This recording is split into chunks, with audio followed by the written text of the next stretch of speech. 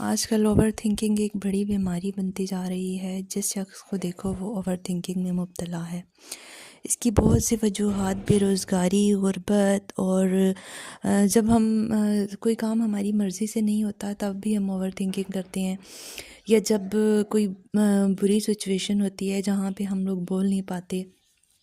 जैसे कि अगर हमारा किसी से कॉन्फ्लिक्ट हो जाए बाहर, तो उसके बाद जो है वो फिर हम सोचते हैं काश उस टाइम हमने ये कह दिया होता। इन चीज़ों की वजह से हम लोग ओवर थिंकिंग में धंसते पे धंसते ही चले जाते हैं। दिमाग को मंकी कहा जाता है, यानी कि इसमें ख़यालात इधर से उधर आते हैं, हमें इसको ट्रेन करना पड़ता है। जो लोग ये समझ जाते हैं कि हमने इसको कैसे ट्रेन करना है, सिर्फ वही चीज़ें हमने सोचनी है, क्योंकि हमें दिन में 70 से 80 हज़ार तक ख़यालात एक इंसान को आते ही हैं।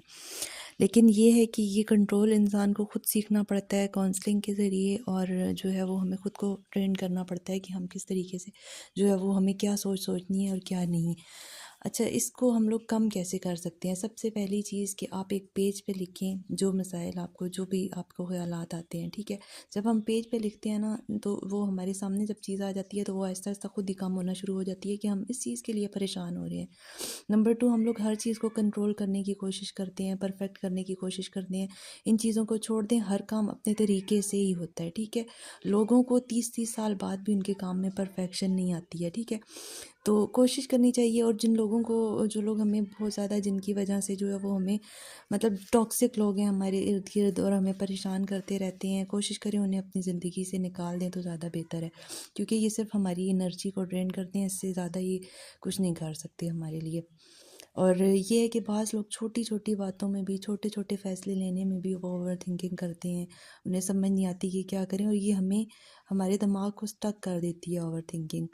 तो कोशिश करनी चाहिए कि आहिस्ता आहिस्ता हम खुद ही इस आदत को ख़त्म कर सकते हैं। कोई मेडिसिन ईजाद नहीं हुई है अभी तक जो ओवर थिंकिंग को ख़त्म करे, क्योंकि अगर हम इसको नहीं ख़त्म करते तो ये बाद में जाके बहुत सी ज़हनी पेचीदगियों की वजह बन जाती है।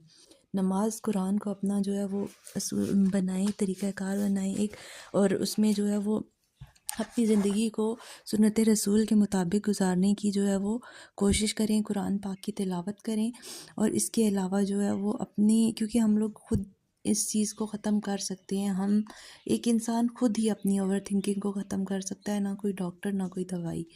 तो हमें कोशिश करनी चाहिए कि अपनी ज़िंदगी इस्लाम के असूलों के मुताबिक गुजारें, ताकि हमारी ये दुनिया और आखिरी दुनिया भी अच्छी हो। अल्लाह हाफिज़।